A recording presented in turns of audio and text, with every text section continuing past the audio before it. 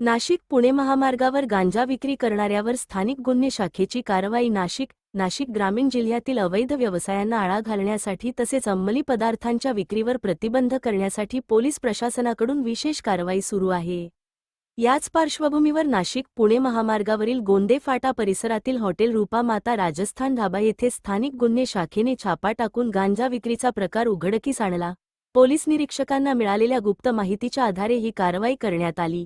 पोलिसांनी हॉटेल परिसराची झडती घेतली असता प्लास्टिकच्या गोणीत लपवून ठेवलेला सुमारे 16 किलो 192 ग्रॅम गांजा आढळून आला. जप्त करण्यात आलेल्या अंमली पदार्थाची अंदाजे किंमत 2,99,000 असल्याचे पोलिसांनी नमूद केले आहे. या प्रकरणी अंकित साकेटे, वय 23 वर्षे, याच्याविरुद्ध कारवाई करण्यात आली असून त्याच्यावर अंमली पदार्थ प्रतिबंधक कायद्यान्वये NDPS ऍक्ट गुन्हा दाखल करण्यात आला आहे.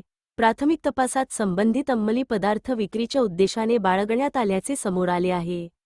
या प्रकरणाचा पुढील तपास पोलीस प्रशासनाकडून सुरू असून अंमली पदार्थांचा साठा कुठून आणण्यात आला आणि त्यामागे आणखी कोणाचा सहभाग आहे का, याबाबत तपास केला जात आहे. नाशिक ग्रामीण पोलिसांनी अवैध धंदे व अंमली पदार्थांच्या विक्रीविरोधात कारवाई अधिक तीव्र करण्याचे संकेत दिले आहेत. डेस्क न्यूज मराठी प्रतिनिधी एजाज शेख, नाशिक.